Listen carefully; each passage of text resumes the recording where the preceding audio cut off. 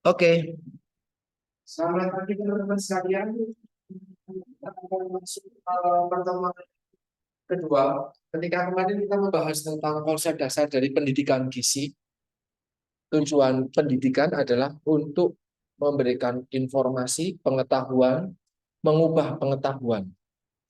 Ya, baru sampai mengubah pengetahuan, memberikan informasi. Nah, apa yang mau kita tambahkan pengetahuannya harus sesuai dengan masalah yang ada. Kalau masalahnya memang kurang pengetahuan, ya intervensi gizi yang kita bisa berikan adalah ngasih edukasi.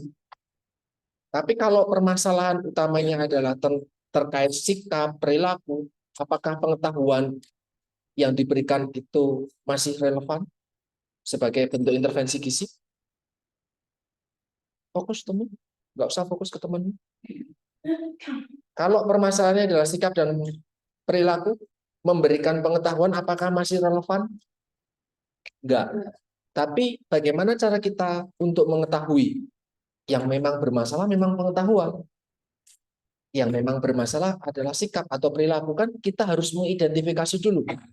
Oh, kelompok sini dia ada masalah gizi karena dia nggak ngerti soal gizi, nggak ngerti harus makan apa, nggak ngerti harus makan berapa, nggak ngerti harus mengolah makanan itu bagaimana, nggak ngerti. Maka cara menyelesaikan masalah di kelompok ini ya dikasih pengertian, dikasih pengetahuan, dididik, diberikan edukasi. Oh, kelompok ini dia ada masalah gizi kayak gini. Oh, karena ini apa namanya permasalahan terkait dengan lingkungannya. Jadi kalau kamu ngasih edukasi mungkin belum tepat. Lingkungannya kotor. Kenapa mereka lingkungannya kotor? Oh, karena perilaku mereka salah, sikap mereka tidak benar. Jadi jangan kita ngasih tahu, nggak akan cocok di kelompok sini. Gitu ya. Nah, di topik kita hari ini kita akan fokus untuk mengetahui faktor determinan atau faktor penyebab dari masalah gizi di masyarakat. Kalau kita tahu masalahnya itu disebabkan oleh apa, maka kita bisa mengintervensinya dengan tepat. Penyebab atau etiologi itu harus kita ketahui dulu. Maka di sini determinannya apa, etiologinya apa. Maka kalau intervensi gizi itu mengatasi etiologi. Nah, itu nanti lanjut juga di mata kuliah proses asuhan gizi. Etiologi itu diselesaikan dengan intervensi. Intervensi tujuannya adalah menyelesaikan etiologi. Intervensi tujuannya adalah menyelesaikan akar masalah, penyebab masalah. Gitu ya. Kita coba akan berdiskusi tentang hal ini. Ada empat hal-hal yang dapat mempengaruhi mempengaruhi status kesehatan secara umum. Ini menurut Bloom. Jadi, oh orang ini dia obesitas, oh ya karena bapak ibunya obes, ya itu mah genetik itu. Ya beberapa waktu lalu mahasiswa tanya ke saya, Pak, kalau penyakit penyakit kemarin kamu tanya apa ya? Penyakit tentang temenmu?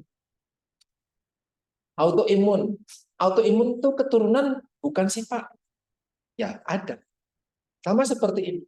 Status kesehatan seseorang itu bisa disebabkan karena genetik. Bisa juga disebabkan karena faktor lain. Oh, kamu sakit batuk-batuk terus.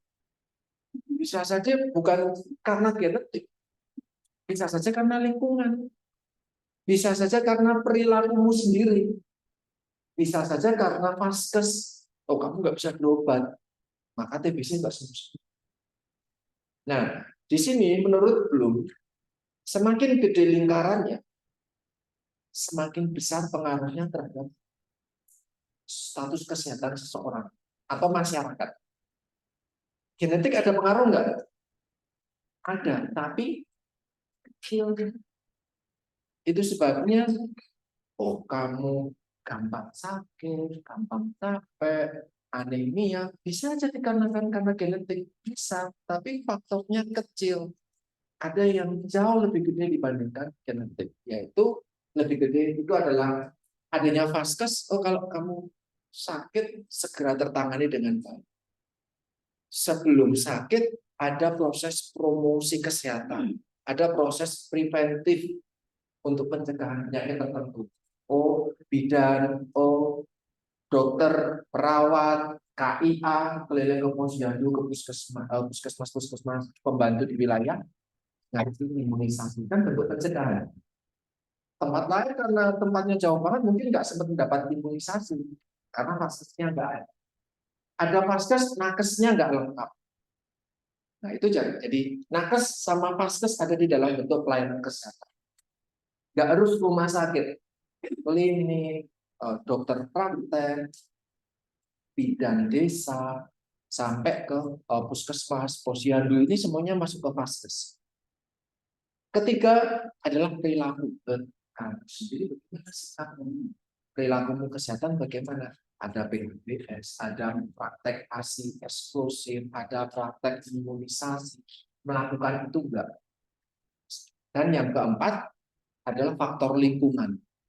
Sejenis apapun kamu, kalau kamu tinggal di lingkungan yang kotor, kanan kirimu penuh polutan, kamu berangkat dari luar biasa jauhnya di Klaten, setiap hari nggak pakai masker perjalanan, kan terpapar debu dan yang lain, kamu cenderung lebih mudah sakit dibandingkan temanmu yang mungkin kos di sebelah kampus, barangkali di sebelah kaca atau di sekitar kampus. Jadi faktor lingkungan lebih. Itu sebabnya kalau kita mau mengatasi stunting misalnya, mau mengatasi obesitas misalnya, urusin genetik doang enggak. Oh, dibanyakin aja kuliah gizi. Belum tentu. Karena lebih utama perilaku, lebih utama lagi perbaikan lingkungan. Dulu stunting tahun 2013 ketika saya menjadi enumerator untuk Riskes 2013, itu stunting bisa sampai 37%, di atas 30%. Satu dari 3 orang balita di Indonesia itu stunting gizi buruk. Tapi ada perbaikan-perbaikan dari pemerintah. Stunting bukan lagi masalah gizi doang, bukan lagi masalah orang kesehatan, masalahnya orang pangan, masalahnya orang ekonomi, masalahnya orang lingkungan juga dan yang lain. Maka ada perbaikan sanitasi. Dan ternyata sejak 2018 anjlok langsung dari 30 sekian. Artinya tidak ada banyak perubahan dari faktor kesehatan. Upaya-upayanya orang kesehatan korban, tapi ditambah dengan perbaikan sanitasi lingkungan. Oh, beberapa pemerintah kemarin membagikan sanitasi. Nampak nggak ada hubungan, toh? Kenapa BAB ada hubungannya sama stunting? Kayaknya kok nggak ada. Kayaknya. Sampai program beberapa pemerintah daerah itu kasih WC jongkok itu ke masyarakat.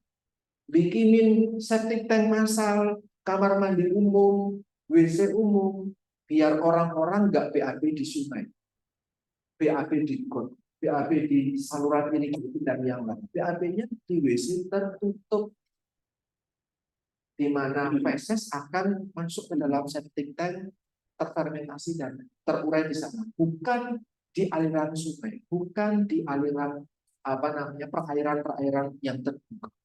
Dan ternyata itu turunkan sana. Itu upaya yang belum dilakukan sebelum.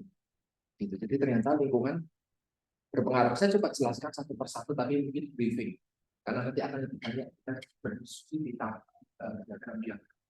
Kalian bisa membaca di sini. Genetik. Genetik itu cuma memberikan pencetus, memberikan bakat aja. Kakek saya, seorang tentara, veteran tentara, meninggal karena diabetes. Mama saya 1-2 bulan yang lalu juga meninggal karena komplikasi. Saya punya genetik gede banget buat diabetes. Ya, karena itu bisa diturunkan. Kemampuan insulin saya, pankreas saya, sel beta pankreas saya untuk memproduksi insulin cukup, untuk membawa glukosa cukup ke sel untuk diolah. Pola makan dari kakek dan keluarga membuat saya menjadi lebih cenderung suka manis. Gitu. Kan keluarga itu akhirnya membentuk pola makan. Saya jadi suka manis, kasarnya akan mudah tercetus menjadi hiperglikemia, ya kan? Jadi genetik saya lebih cenderung mengarah ke diabetes. Jadi saya punya bakat. Tapi apakah bakat itu akan muncul? Bisa. Tapi apakah bakat itu akan terpendam? Akan tertahan? Bisa. Kapan? Ketika stimulan, ketika pencetus nggak muncul. Jadi kalau bapak ibu meninggalkan bapak ibu sakit penyakit tertentu, kamu punya kan? Kalau kamu tidak memperbaiki perilakumu, bakatmu akan semakin keras. Muncullah penyakitnya. Itu sebabnya ketika saya sadar orang tua, kakek saya meninggalkan dan 10-15 tahun yang lalu mama saya terdiagnosis diabetes, saya dari sana saya punya bakat. Saya kuliah di gizi. Iya caranya saya biar nggak sakit seperti kakek ataupun orang tua saya. Saya pribadi sudah akan makanan yang sebenarnya meskipun saya tahu itu enak dan lingkungan saya ya, kita hidup di lingkungan makanan manis banyak sekali. Saya itu bakat. Kenapa? Ketika saya menuruti lingkungan perilaku orang tua saya ataupun orang-orang di sekitar saya, maka bakat yang saya punya akan lebih responsif muncul. Ketika pendalaman materi kemarin dengan Bu Sinta ataupun Bu Ruth, kan diberikan pencetus. Seseorang itu punya gen obes yang bisa menjadi obes. Ketika orang tersebut punya keturunan obes dan ada kebiasaan makan, dia cenderung lebih cepat obes dibandingkan orang yang nggak punya gen itu, gitu ya. Tapi gen itu bisa ditekan untuk tidak lagi berekspresi. Caranya gimana? Ya jangan dikasih pencetus. Nangkap ya? Jadi mulai sadar, kalau bapak ibumu atau kakek nenekmu punya penyakit tertentu, yang itu bukan penyakit menular, tetapi penyakit degeneratif, ayo. Karena kalau tidak, genetikmu itu lebih responsif dibandingkan punya temanmu yang dia tidak punya genetik tersebut. Ya, itu genetik. Dan kita bisa mengubah genetik. Maka kalau dulu ketika saya kuliah, ada pernyataan, you are what you eat. Kamu apa yang kamu makan. Kalau kamu banyak makan gula, ya kamu orang hiperglikemi. Kalau kamu banyak makan berarti kolesterol, kemudian jadi obes. Kamu tanggung jawabmu sendiri, gitu kan? Tubuhmu tanggung jawabmu sendiri. Tapi semakin ke sini, semakin saya mencoba belajar gizi, malah justru ada pernyataan, you are what your grandmother eat. Kamu adalah apa yang nenekmu makan. Apa artinya? Ya nenekmu lah yang bertanggung jawab sama kamu. Kalau nenekmu sudah sadar gizi, dia memperbaiki perilaku gizinya, makan dengan baik, maka ibumu akan menjadi ibu yang lebih berkualitas. Dan ibu yang berkualitas tadi, yang kembali meneruskan pola yang sehat, akan melahirkan cucu yang berkualitas itu sekarang. Jadi kalau nenek kalian, maaf, perilakunya salah, orang tua kalian juga masih salah, ya jangan harap kamu menjadi yang memiliki genetik benar. Karena genetik perlu diturunkan, itu untuk berubah sifatnya itu muncul di periode generasi setelah. Artinya kalau kalian mau memperbaiki keturunan, ya dimulai dari sekarang, tapi bukan anakmu yang mendapatkan cucumu yang akan mendapatkan. Kamu bisa punya potensi, keturunanmu bisa punya potensi tinggi badan optimal, berat badan ideal, sifat genetik yang lebih sehat, dan dia generasi yang lebih unggul. Dalam segala hal, keywordnya, kamu sebelum menikah, kalian sebelum hamil, perbaiki gizi, dan anakmu nanti sepanjang usianya sampai sebelum dia hamil juga melakukan keywordnya. Karena kamu punya genetik yang sejelek kamu. Nangkap ya? Jadi itu gambaran soal genetik. Nanti ini mungkin jadi mata kuliah di kurikulum depan akan menunjukkan bagaimana kita mengubah, memodifikasi genetik lewat apa yang kita mau. Dan itu bisa. Oke. Nah, yang kedua, vaskes. Saya mendapatkan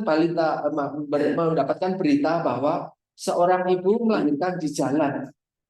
Karena tempat bersalin jauhnya minta ampun. Ini bukan di luar Jawa, ini di Jawa. Apalagi kabar yang di luar Jawa, nggak ngerti. Gitu ya.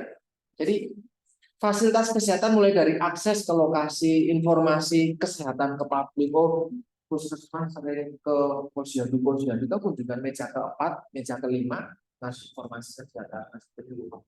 Pak, tapi kok nggak sering ya Pak? Ya, iyalah, ahli gizinya cuma satu puskesmas, satu puskesmas berapa ratus posyandu, padahal posyandu kerjanya setiap bulan sekali. Kita kan 1 bulan 1 kali, maka kadang posyandu akan dikunjungi pihak puskesmas 4 bulan sekali, 5 bulan sekali, atau bahkan cuma 1 tahun sekali. Dia ketemu lagi, Mbak, lama nggak ketemu ya, iya saya mau ketemu. Jadi nggak sempat mendapatkan informasi. Jadi posyandu cuma paling 3 meja atau 4 meja maksimal. 3 meja. Catat, timbang, ukur, dokumentasikan, wes, hari ini.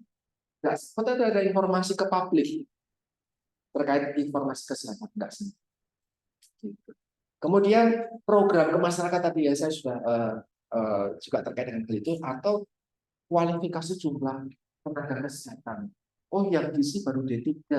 Tidak ada masalah dengan D3, tetapi D3 tipikal jenjang pendidikan yang sifatnya adalah kinerja, aksi, melakukan sesuatu praktikal.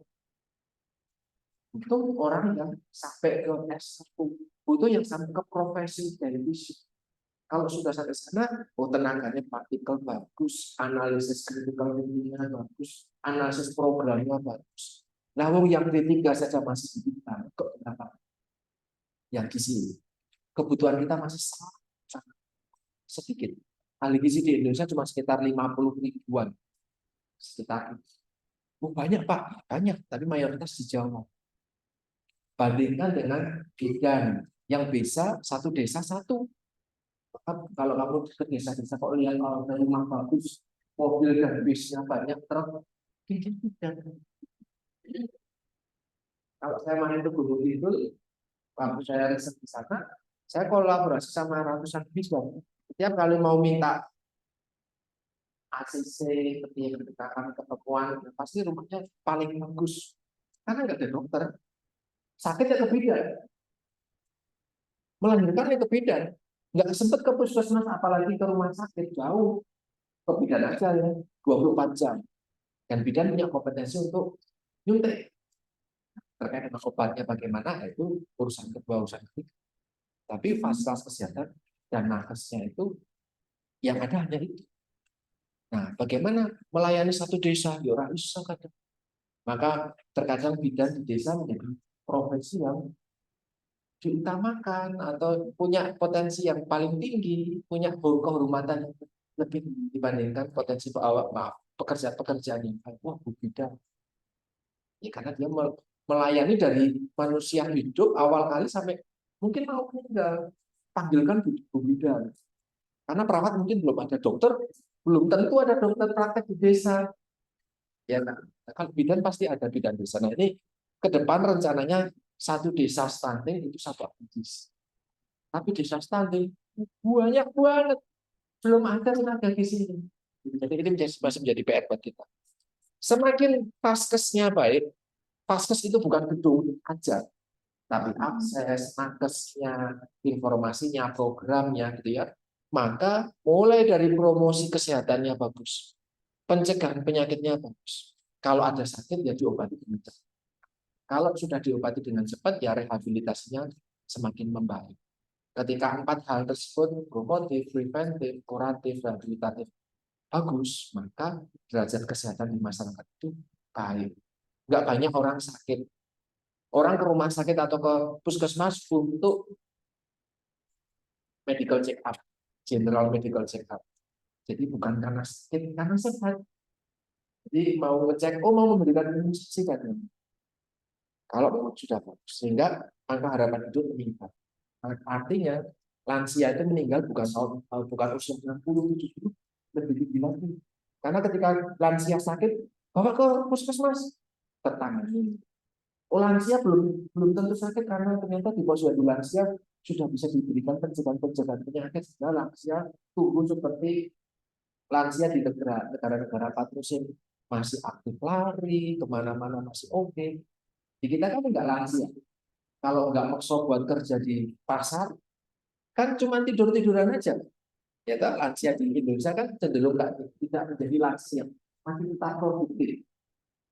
Ya, kemudian setelah vaskes ada perilaku. Ini kita juga kemarin masih hangat. Salah satu balita di Indonesia. Bukan keluarga orang kaya. Dan ternyata karena pengetahuannya rendah, orang tua memberikan sufor dan kental manis pada anaknya. Orang tuanya tahu ini jadi gemuk, pertumbuhannya nggak pernah disampaikan ke posyandu, nggak pernah ngomong ke tetangga-tetangganya kalau anaknya sudah gede itu. Aku sudah terlanjur. Kalau kalian mengikuti beritanya kayak gitu tuh prosesnya. Bukan tiba-tiba dia gemuk dan terekspos, masyarakat sudah tahu belum, masyarakat nggak ngerti. Ini karena dia ada praktek pemberian makanan balita yang tidak tepat. Sehingga perilaku itu mulai dari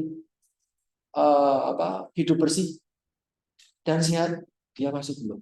Isi piringku isinya cuma kalori semua, karbohidrat semua.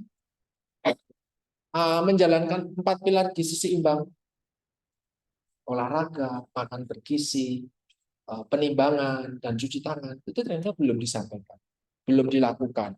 ASI eksklusif belum juga dilakukan dengan baik. Indonesia di Sleman aja deh cakupan ASI eksklusif itu nggak bisa targetnya 100%. Kalau cakupan ASI 100% artinya apa? Sudah semester 6 kan? Ayo, cakupan ASI eksklusif 100%. Artinya apa? Apa ya? No, cakupan ASI eksklusif nggak usah merembet ke hal-hal lain. Cakupan ASI eksklusif 100%. Artinya apa, Mbak Teresia?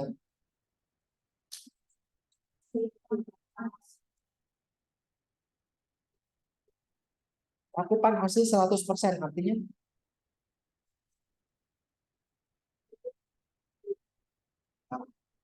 di satu kurikulum cakupan ASI-nya 100%. Cakupan ASI eksklusif 100%. Means nggak boleh saya suapin terus-menerus karena tidak sempurna. Di posyandu kurikulum cakupan ASI 100%. Artinya ayo mana? Ayo.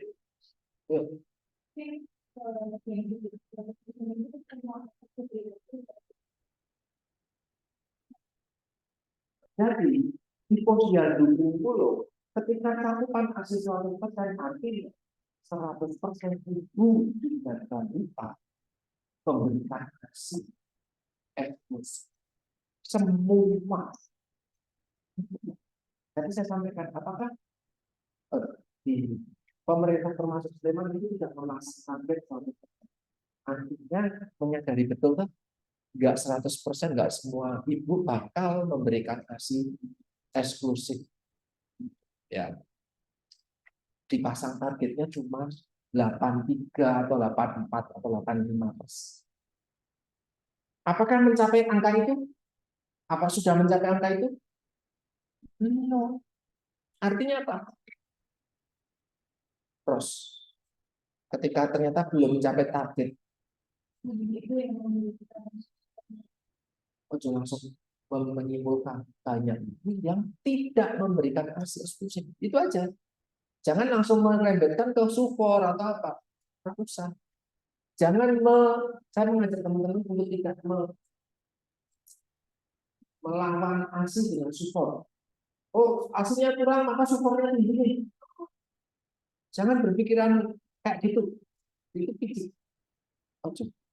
Kalau ASInya rendah, apa ketika kan harus berarti dianalisis. Gitu ya. Oh, bisa jadi ibunya kerja, ibunya meninggal, ibunya memang nggak ngerti cara ASI. Setahu saya cuma 1 bulan, Pak. Setahu saya cuma 2 bulan. Setelah itu dikasih apa pisang kan boleh, bukan support. Itu ibu nggak bisa beli super loh ini. Dia hanya bisa beli kental manis ya, satu 500 itu 200 rupiah atau 1.000 rupiah bisa, atau satu kali. Oke, jadi cakupan itu tadi. Ketika itu cakupan hasilnya dia akan sama dengan cakupan vitamin A kemarin. Apakah 100% dari kamu dapat vitamin A kemarin di posyandu? Ada yang tidak? Yang nggak datang. Dikasihnya atau enggak? Karena, nah kalau kita kan dikasih, akan tercatat. Oh, anak saya juga nggak ke posyandu, tapi dia dapat vitamin apa? Vitamin A. Saya minta. Artinya anak saya dapat vitamin A. Tapi apakah semua anak dapat vitamin A kemarin di bulan penimbangan? Nopo, dia nggak ngerti, nggak mau datang ke posyandu sehingga nggak dapat. Kan harusnya dititip itu, oh ibunya kerja nggak bisa datang, ya sudah nanti kita antar ke rumahnya, ibu dikasih tak potongin, mana kali ini itu kan akan tetap dapat orang itu kan. Tapi kalau misalnya orang tua ya orang lain juga guru yang lain, atau malah justru dapat tapi nggak mau, nggak usah anakku nangis, langsung repot. Itu cakupannya makin rendah. Dan tidak ada cakupan program yang 100%. Baik, hamil mendapatkan PTD, asal eksklusif orang remaja yang dapat PTD. Apakah selama sekolah yang dapat PTD? Ada setiap minggu harus konsumsi sekolah ke sekolah. Iya, sekarang masih dapat. Bagaimana tidak? Ada yang nggak dapat ketika sekolah, nggak dapat, Mbak. Sama sekali nggak dapat. Artinya cakupan kita, lo kok bisa? Mungkin kepala sekolahnya nggak ngerti. Oh mungkin Bu BK, Pak Guru, UKS, guru olahraga di sini kan sebagai orang ngerti. Oh puskesmas nggak ke sekolahnya. Nangkep ya? Itu cakupan. Maka kalau cakupan rendah ya, bagaimana nih bisa masalah gizi nggak selesai-selesai? Belum lagi ada masalah tabu. Tabu. Jangan makan itu. Jangan makan apa namanya daun melon. Jangan makan ikan, nanti gatel.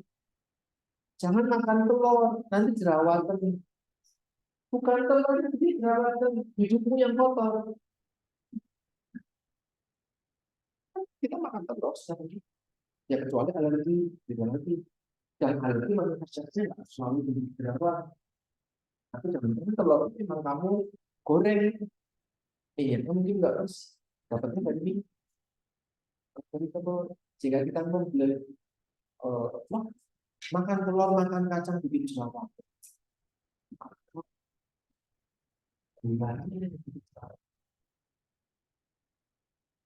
Jadi ada pun tabu. Padahal prinsip gizinya banyakilah konsumsi protein. Kita nggak mengonsumsi. Oh saya minum, makan buah Pak dengan cukup. Oh ya, buah apa yang dikonsumsi? Oh jus saja baru beli. Tapi tahu kan kamu, beli jus itu bulannya berapa? Bukan pakai sendok. Dia pakainya apa? Sendok sayur itu. Bukan sendok lagi. Gitu. Dan kemudian masih ditambah kental manis lagi atau creamer. Berapa banyak gula? Kamu bilang, oh saya makan buah lewat jus. Padahal jus nggak seberapa buahnya. Kalau jambu paling cuma satu kalau di sini. Kalau di tempat saya di Purworejo, jus jambu satu porsi 6.000, harganya sama ya. Tapi jambunya 4. Dan saya lihat sendiri, maka saya rutin beli, Pak nggak pakai gula. Tuh, nanti nggak enak. Oh, kan saya makan saya. Nanti nggak enak mas, nggak usah pakai kental manis. Ya anyep, nggak apa-apa. Itu pun makan jus bukan menjadi pilihan yang tepat untuk mengonsumsi buah. Seratnya hilang, masih disaring, terblender, maka gigi-gigimu kan nggak kerja. Ya, nah Tuhan menciptakan gigimu buat apa? Kan buat menggigit dan mengunyah. ada seri, Graham, dan Tarum tujuannya kan masing-masing. Kalau semuanya dalam bentuk minuman, emang kamu pasien stroke? Ora toh. Itu semakin sekarang mau makan semakin nggak kerja. Semakin nggak kerja tubuhmu, semakin berpenyakitanlah kamu ke depan. Artinya seratnya kan dikit dapat. Jadi itu terkait dengan prinsip gizi dengan perilaku yang di lapangan. Ternyata belum semua sesuai dengan prinsip gizi. Dan barangkali kita juga sesuai belum melakukan semuanya. Malah mungkin nggak apa makan roti, roti tawar, yang paling pojok dari makanan aja. Jadi buat nggak enaknya pinggir sembilan cuma reaksi apa namanya mailap lompat ya doang tinggal. Pemilih juga rotinya yang beli beras yang bersih banget pulen. Padahal semakin berasnya pulen, semakin bersih, semakin wangi, semakin lembut, semakin lengket, semakin tinggi glikemia, semakin cepat dia meningkatkan glukosanya, semakin enak untuk dikonsumsi. Sehingga kalau sambal nasinya hanya pulen, ada masih baru digoreng, ada sayur berkuah yang baru matang, nasinya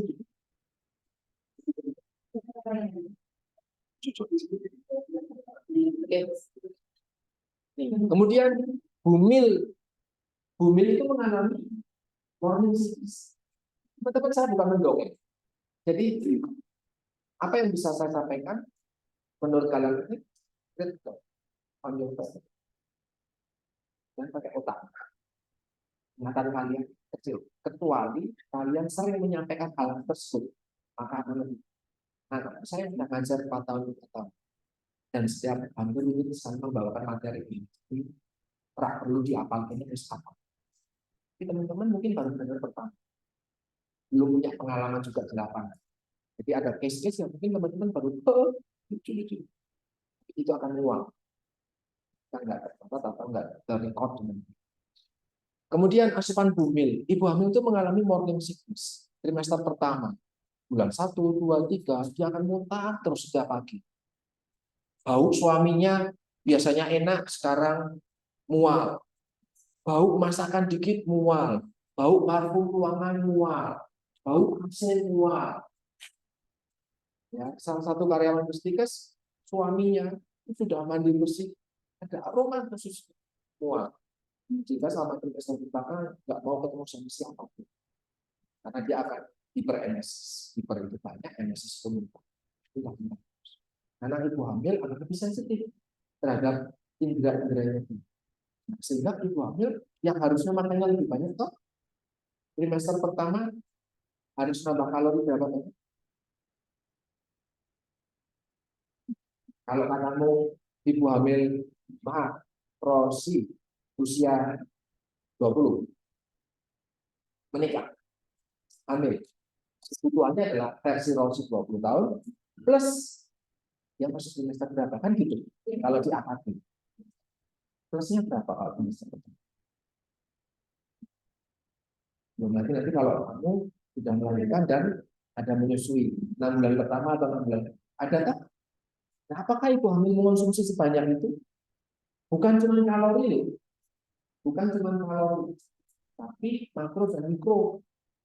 Itu kalau di AKG itu kan lembarannya banyak banget. Bukan untuk dihafalkan, tapi poin-poin apa yang lebih sering terjadi di masyarakat. Mungkin tidak akan ditanya, oh kebutuhan kloridnya berapa, kebutuhan natriumnya berapa, kebutuhan klornya berapa, kalsium magnesium berapa. Mungkin nggak sedetail itu, tapi ada zat-zat gizi tertentu makro ataupun mikro dan energi yang teman-teman perlu mungkin baca sehingga oh, kalau pagi itu ibu hamil harus makan seberapa banyak, seberapa sering, sampai ada istilah makannya kan buat 2 orang.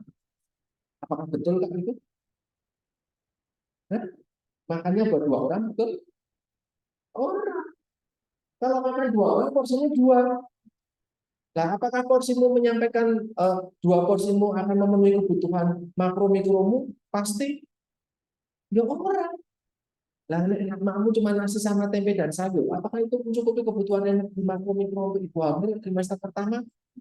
Oh, maka pendapat makannya buat 2 orang tidak sepenuhnya benar.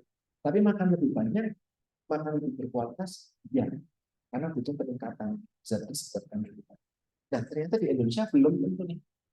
Nah, kok bisa praktek seperti ini terjadi? Oh, karena pengetahuannya bisa saja nggak ngerti kok. Yang saya tahu ibu hamil karena makannya buat 2 orang, ibu ini dan anaknya, maka ya yang penting warak kan gitu. Sego nih wae sing diakei kenyang, kenyang kenapa terus? Tapi apakah itu memenuhi kebutuhan? Ora, nasi cuma mengandung karbohidrat sama protein, makronya. Vitamin B-nya mungkin ya seberapa? Oh, ada vitamin B. Itu kalau nasi tumbuk. Ya, yang jualan nasi tumbuk sekarang. Ada nih nasi beras yang mungkin mahal, yang harganya sekarang naik jadi 10.400.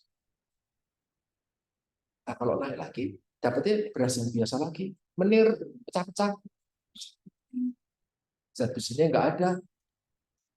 Vitamin B-nya udah nggak ada, dicuci sampai bersih dan pengetahuan, pendidikan. Maka ketika ada informasi, buat apalah kuliah tinggi-tinggi, toh jadi ibu rumah tangga juga. Ya, setidaknya ibu rumah tangga yang pinter, kan gitu. Ya, dibandingkan ibu rumah tangga yang mungkin pendidikannya rendah, sehingga praktek ke anaknya itu jadi juga rendah. Kemudian kepercayaan. Ini kepercayaan relatif. Kalau agama kan mungkin ismo yang kalian ikuti, adat kalian.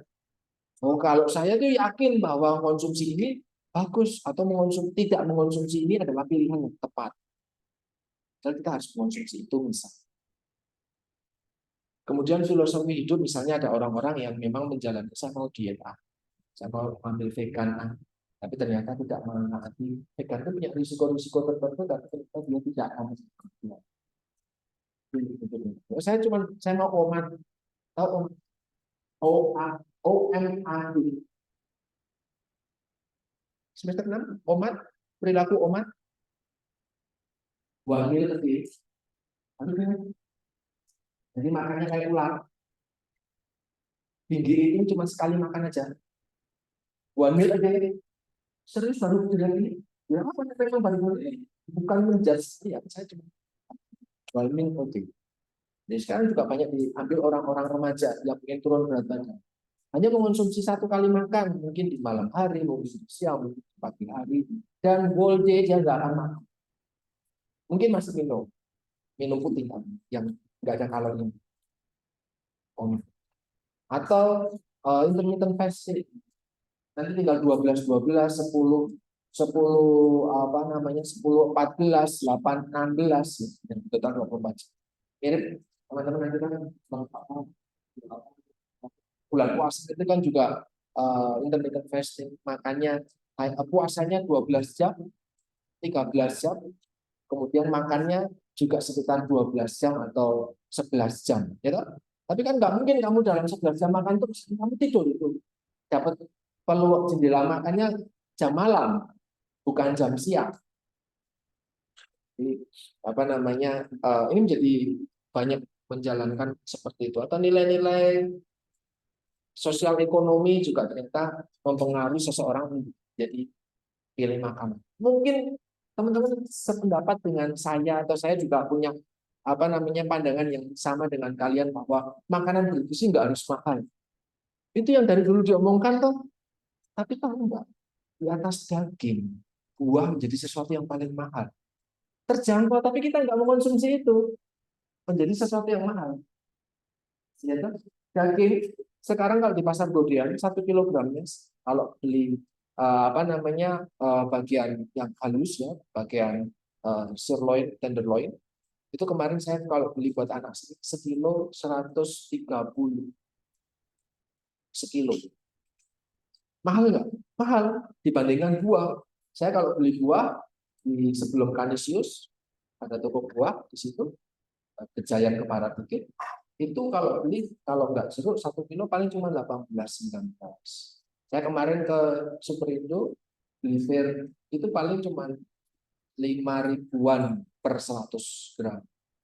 Beli buah jambu di Bupurna 12.000, 10.000, 12.000 per kilogram. Beli pisang emas 1 epek, hitungannya per kilo 12 ribuan, 11 sampai 12 ribuan. Beli apel paling sekitar 25.000. Murah, tapi apakah ada akses untuk itu? Menjadi sesuatu yang mahal. Nah, itu karena apa? Karena kita, sosial ekonomi kita mengutamakan karbohidrat. Makannya. Setelah karbohidrat terpenuhi, baru lemak. Maka semua lauk digoreng. Ya, ini perilaku. Ini teman-teman kalau misalnya membahas di sosioantropologi, sesuatu mata kuliah yang dianggap remeh-temeh sama teman-teman yang lain. Oh, sosioantropologi kalau kamu bahas banget, itu menentukan perilaku masyarakat betul. Orang Indonesia itu setelah beras dunia rokok, orang Mesir ya, orang kaya beli rokok nanti. Orang kaya bukan beli urus makanan, bahkan mungkin makan bersih. Karena mengurusnya hal-hal tersier. Flexing itu bukan flexing makanan, ngapain flexing makanan? Ya, orang kaya flexingnya hal-hal tersier. Orang Indonesia yang baru kaya atau masih miskin flexingnya soal makanan. Maka lebih utamakan aktivitas. Maka kalau makan belum ada nasi, nggak makan. Sampai dari filosofis kayak gitu. Usah dulu kan ajarin. Makanya ditambahkan nasi, istirahatnya nasi dulu. Kalau masih cukup isi lauk, itu pun di atas nasi bukan di samping. Kan harusnya di sampingnya tuh dosen stikers dan karyawan stikers dapat tempat makan untuk makan bersama, bukan piring, tapi bentuknya tupperware tempat. Satu tempat kotak dengan dua atas bawah atas kirinya itu kotak ini. Jadi bayang ini ada 3 kotak, 3 kotak kan ini. Yang paling gede, kira-kira diisinya apa? Saya kalau isi nasi di sini, pengaruh nasi di sini, itu kan bilangnya separuhnya adalah senyum. Kalau mau istirahat modern, kalau mau itu berbeda, isinya nasi. Karena sama aja nasi bukan roti atau apa. Terus di sini baru lauk, ya. Di sini baru sayur dan buah. Tapi prakteknya orang teman-teman di sini kalau siapa mau nasi, yang nasi berapa? Dan setiap pulang saya ngecek ke kanita, karena saya tanggung jawabnya juga di kanita. Saya bertanggung jawab atas kanita juga. Buah nggak selalu banyak dimakan. Nasi habis, lauk habis, sayur nggak dimakan. Jadi ada orang-orang yang hanya makan nasi dan lauk. Kalau lauknya cocok, orang kanita bilang, nasinya selalu kurang Pak dia. Ya sudah ditambah. Tapi saya ngomong, Bu, kita coba kurangin porsi nasi yuk, sama porsi gula. Dulu kanita menyediakan jus untuk dosen.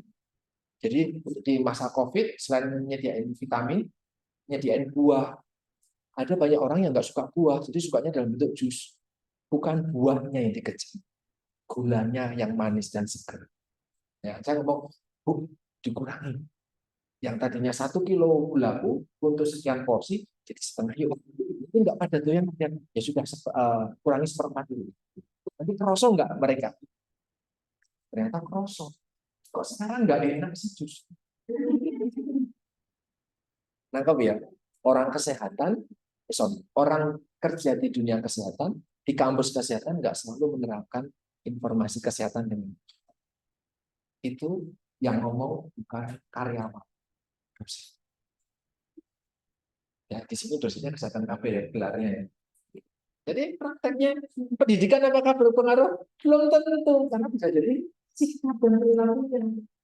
Mau ngasih informasi lagi apakah relate? Jangan bayangkan gula itu sampai.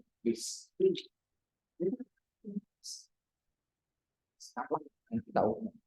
Dengan memberi edukasi lagi, orang-orang yang sudah pas tahu akan menerima itu.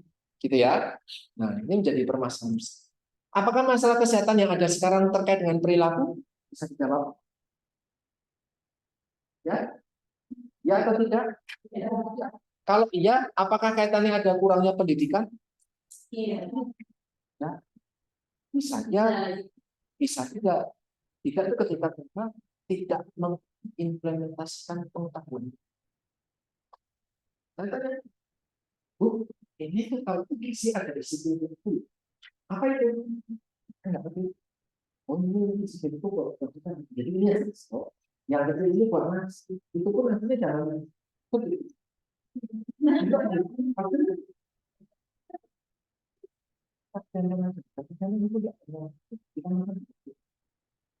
Kalau kita makan itu yang saya kasih tahu teman-teman, kalau kita makan itu yang kita guru otak muda. Karena glukosanya banyak, oksitosinya tinggi, sorry, dopaminnya tinggi, serotoninnya tinggi, ngantuk, ya kan? Kalau kita bisa berpikir, makan nasi tidak usah banyak-banyak, saya itu suka. Kalau makan, kalau kalian tahu, isi piringku modern, yang baru pertama kali lihat, saya membaginya teh bentuknya kayak gini. Ada yang baru pertama kali lihat, jujur aja, karena saya yakin dosen-dosen menyampaikannya isi piringku model biasa. Ya, lingkaran separuh terus ini segini. Ini buah, ini sayur, ini lauk, ini karbohidrat. Saya mengajarkan spirit yang seperempat atau lima.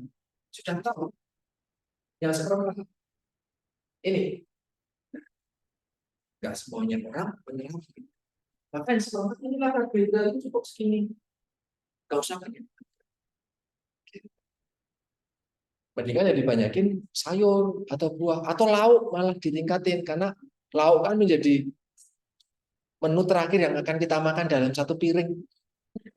Saking sayangnya tuh nantilah lauknya nasi aja dulu sama sayur sama kuah dan sambal lauk buat penutupan gitu tuh. Padahal nafsu makan kita sedang tinggi-tingginya itu ketika awal. Indera kita itu tercetus oleh leptin dan grelin. Penciuman kita itu ketika lapar itu lebih. Maka menu enak itu ketika awal suapan. Kalau sudah kenyang, udah nggak enak lagi. Cuman persepsimu, keyakinanmu. Iki enak, maka tak kasih akhir. Yo ora sih malah enak. Ya toh? Enak itu mekanisme tubuhmu untuk stop nggak makan karena leptinnya sudah terlalu banyak. Jadi ada hubungannya sosioantropologi dengan perilaku makan dan fisiologi tubuh. Tapi kan kadang kita emang ini lauknya masih banyak nih. Beli ayam yang masih apa namanya ayam yang masih dalam iklan periode iklan di satu penjual ayamnya gede banget, nasinya satu kadang kurang, beli dua, ayamnya kadang satu kurang, yang beli yang satu baskom, katanya suruh untuk dua porsi saja dalam sendirian aja lah, habis nggak habis. Padahal itu kalorinya luar biasa gede, bisa sampai 800 sekali makan, gitu ya. Oke, dan yang terakhir lingkungan. Lingkungan itu ada lingkungan fisik, lingkungan sosial. Ini bukan di luar Jawa, bukan di Jakarta, di Jogja. Yang di Jogja tadi. Anak dimandikan, mungkin dia juga pakai air pump, atau kalau nggak air pump, air sungai, air serapan. Kamu pikir bersih? Pak, tapi sudah saya rebus, apakah sampai mendidih? Dan kotoran polutan bukan cuma bakteri, tapi mineral-mineral apa namanya logam itu menjadi juga cemaran. Ada yang rumahnya dekat sungai, sampingnya persis.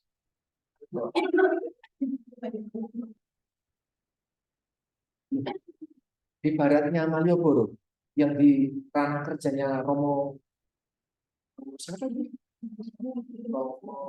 Romo terkenal yang Katolik yang dia ada apa namanya monumennya sendiri. Kunci siapa saya lupa itu Pesisir dari baratnya Malioboro, baratnya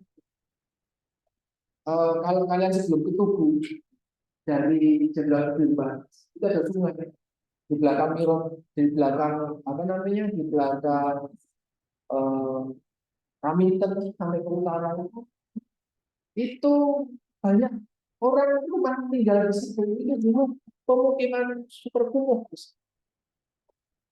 pekerjaan, masalah kesehatan, atau kami mampu dari Stero ke timur sampai ke Makam Pahlawan, Suara terus sama itu juga pemukiman komunis. Disebutkan mampu karena itu pembuangan pembuangan yang terus.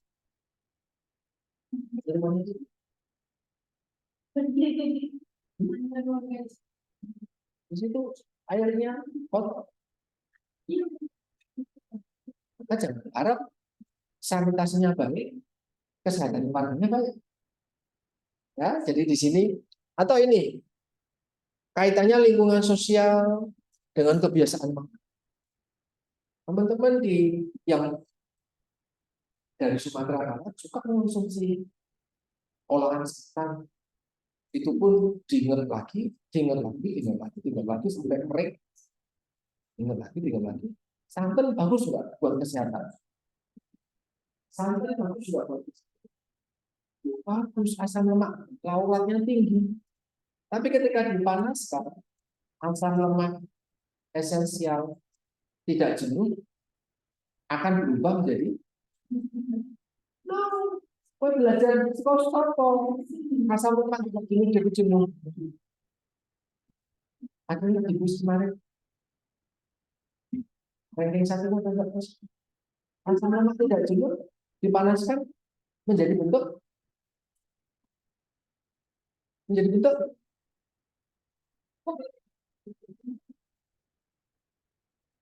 asam kolesterol tidak. Kolesterol itu lemak jenuh.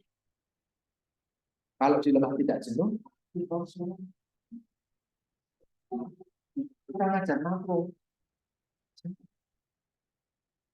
Asam lemak tidak jenuh dari minyak, dari santan, itu ketika dipanaskan dia berubah dari cis jadi trans.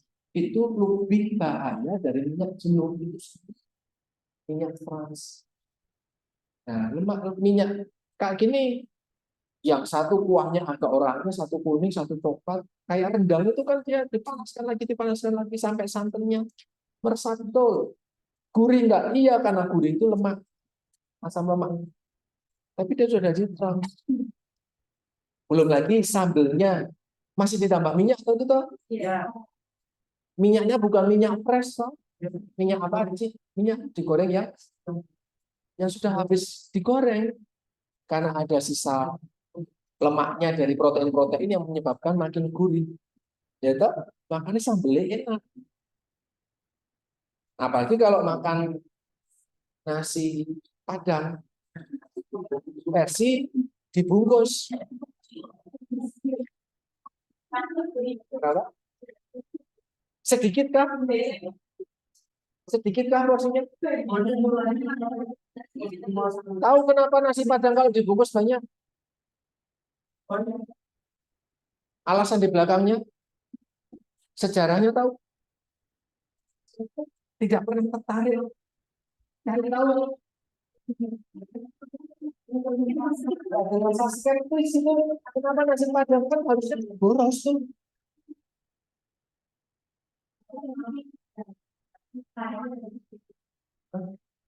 Sejarahnya bukan. Sejarahnya itu kenapa nasi kapau, nasi Padang itu kalau dibungkus porsinya memang lebih banyak dibandingkan makan di tempat. Walaupun itu membuat ya rugi dalam tanda kutip itu. Tahu dulu ketika masa penjajahan, cara berterima kasihnya orang Padang atau penjual nasi seperti itu adalah memberikan nasi banyak pada orang-orang. Makanya kalau mereka bungkus, itu bawa sampai sekarang. Caranya membantu itu biar kamu kuat terus masih cara saya begitu. cara saya membantu konsumen. Itu. Tapi apakah betul? Bonus, saya juga membaca, bukan menganalisis, kira-kira membaca. Jadi ada perilaku sosial budaya di sini. Kalau teman-teman main ke Garut, Lembong, terus Tasik, Nagrek, Jalan Melintang, banyak warung kecil di kanan kiri. Kalau pulang naik lewat kendaraan mampir ke situ, rumahnya sekitar situ, ada rumah. Nah, di situ banyak warung hijau. Nah, belum Nagrek, Garut, Tasik,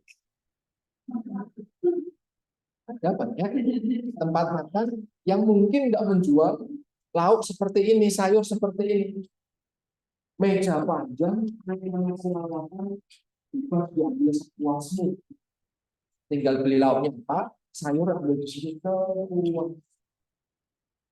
Apakah sepenuhnya baik dan sehat? Kalau dikaitkan dengan prinsip gizi, ayo dikritisi. Apakah mengonsumsi sayur lalapan sebanyak yang uang mumpung di main di Jawa Barat nih, ayo makan sayur sebanyak-banyaknya. Apakah itu baik? Kenapa, Ros?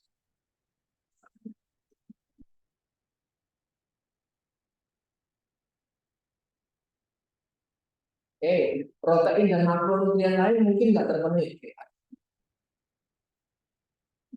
Ada lagi selain yang lain itu?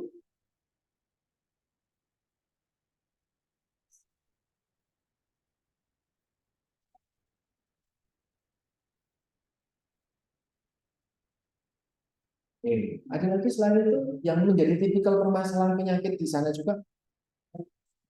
Oh, itu dia di mana di Oke.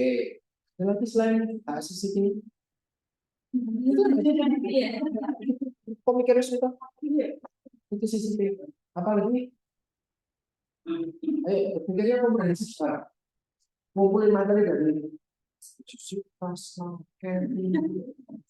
apa teman-teman apa lagi? Makan sayur banyak-banyak kamu. Apa?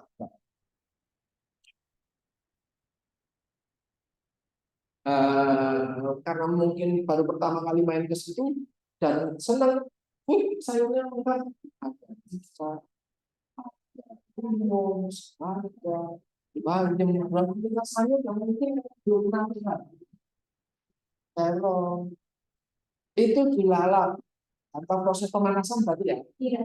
Ada kalau pun cuci bersih misalnya kita nggak mempermasalahkan higien sanitasi, cuci bersih. Apa masalah dengan mengonsumsi sayur banyak? Bukan karena kita kekurangan sayur. Ini kan mumpung sayur banyak dan tidak banyak nih. Seperti kalau mampir ke Pizza Hut atau mana tadi, saladnya bebas. Yes. Saladnya bebas. Jadi ngambilnya pakai piring sendiri. Karena bebas. Apa? Sayur banyak boleh. Oh, eksesif boleh. Bukan cukup loh. Eksesif sampai kemudian sayur terutama lalapan boleh. Kembung. Ada lagi selain itu? Kembung itu kan ya kalau sudah terbiasa mungkin ya. Saya itu apa boleh berpendapat apapun. Sayur itu kayak apa? Emang serat terlalu banyak boleh nggak? Kenapa? Yes.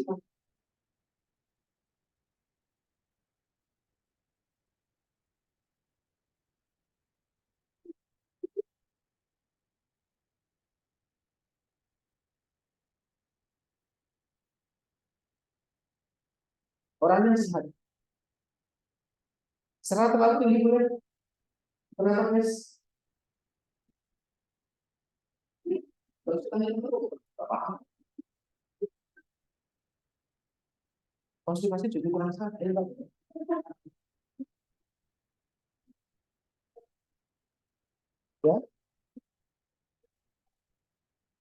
dampaknya apa dengan masalah kesehatan ini? serat boleh nggak konsumsi? Boleh. Tetapi terlalu banyak makan serat, terlalu banyak makan sayur, apalagi tidak dimasak, kayak tadi dan dari dulu yang berbau gitu ya, yang disampaikan tadi.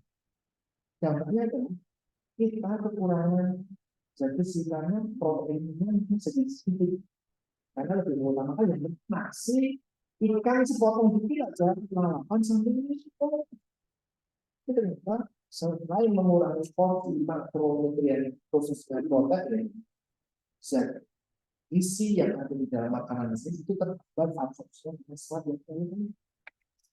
Nah, itu kalau orang-orang di Sumatera kasus penyakit jantungnya tinggi, nah kok hanya kebiasaan makanannya daging semua, hampir tidak ada sayur, kecuali langgapan daun ketela yang gantung timun mungkin nggak seberapa, daun ketela mungkin di sayuran di rumah makan, kecuali kulit nangka yang panas kan tidak nangka itu. Jadi yang tanpa santan cuma dari sayur daun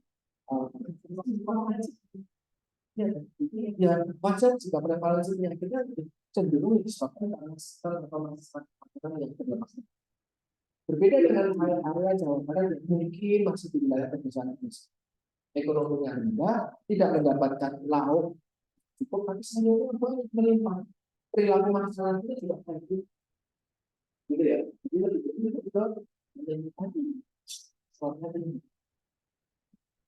Nah, ini menjadi sosial budaya juga.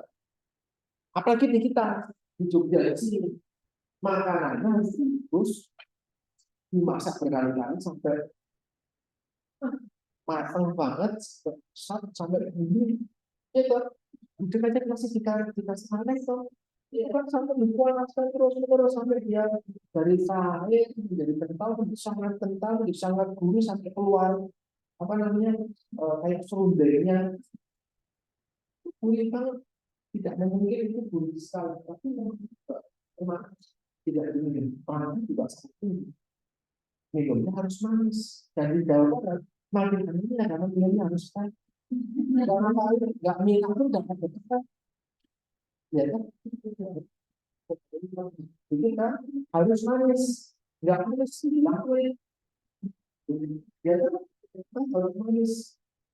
Es dulu apalagi untuk menghilangkan asemnya, gulanya double dibandingkan es. Rupanya seger, tapi nggak terasa belum makanan datang 1 gelas itu udah habis. Ya kan? Oke, kemudian itu tadi. Nah, masalah gizi di Indonesia itu nggak cuma kebanyakan makan, kurang makan, enggak, multifaktor. Ada karena daya beli, ada karena ketersediaan. Oh, kamu punya uang tapi nggak ada makanannya. Oh, kamu ada makanan banyak tapi nggak punya uang untuk membelinya. Aksesnya nggak ada. Atau pengetahuannya. Sehingga ini salah satu pemerintah daerah justru mencegah stunting lewat dikasih jamban. Buat orang-orang yang berpikirnya mungkin belum komprehensif, oh, hubungannya golek-golek program, cari-cari program. Oh, dengan adanya jamban, masyarakat jadi BAB dengan tempat yang lain. Cebok dengan cuci tangan dengan yang air mengalir. Ya toh, bukan dengan air seadanya yang dia bisa bawa. Atau bukan cebok dengan air sungai itu sendiri yang kotor. Teman-teman mungkin kalau BAB-nya sudah di jamban yang tertutup, itu oke, tapi masyarakat masih belum semuanya. Coba pun masih banyak kayak gitu ya. Jadi apa namanya? Ternyata ada hubungannya terkait dengan sanitasi tadi. Nah, masalah gizi itu ada yang kekurangan, ada yang kelebihan. Ini cuma contoh-contohnya saja. Saya coba menjelaskan satu persatu dari bagian yang ada di dalam slide ini. Ini status gizi. Apakah dia akan over, ataukah dia akan under, ataukah dia akan normal? Ya, 3 stage itu ya. Normal, under, ataupun over. Status gizi menurut Cole and Levinson dia dipengaruhi oleh derajat kesehatan sama yang dia konsumsi. Mirip ya sama yang punyanya UNICEF. Ya kalau UNICEF posisinya dibalik ke atas, ya toh? paling atas status gizi, kemudian di bawahnya ada kesehatan atau infeksi dengan konsumsi makan asupan. Nah, derajat kesehatan kalau menurut Cole and Levinson itu disebabkan atau dipengaruhi oleh ya berapa daya beli keluarga, bagaimana kebiasaan makan orang tua, khususnya ibu, karena ibu yang akan banyak terpapar anak. Mungkin tipikal kita adalah patriarki di mana bapak cari kerja, ibu di rumah bersama anak, sehingga pola makan ibu adalah pola makan anak. Kemudian pemeliharaan kesehatan dan bagaimana lingkungan secara fisik tempat kalian tinggal. Kalau asupan makan ya apa yang dikonsumsi, dan kemudian ada nggak program pemberian makan di luar keluarga, artinya ada bantuan kan? Oh, ada pemberian makanan tambahan di sekolah. Dulu saya ketika di SD, sekolah kami dapat program, dapat PMT AS, pemberian makanan tambahan anak sekolah. Dikasihnya roti sama bubur kacang hijau sebulan sekali, hari Sabtu. Satu bulan cuma dapat sekali. Harusnya setiap hari dapat. Tapi kalau setiap kali dapat, itu artinya saya kurang gizi. Karena kan saya dapat itu, misalnya gitu. Maka kami sekolah di swasta tidak dapat waktu itu. Nah, mungkin puji Tuhan dianggap gizi lebih semua, dan cukup semuanya. Tapi teman-teman di kelas di sekolah lain mereka dapat PMT, ya dapat dari luar tua.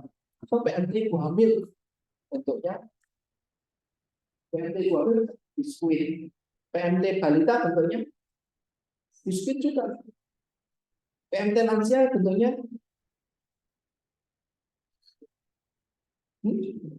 kalau bikin program itu apa PMT lansia banyak tahu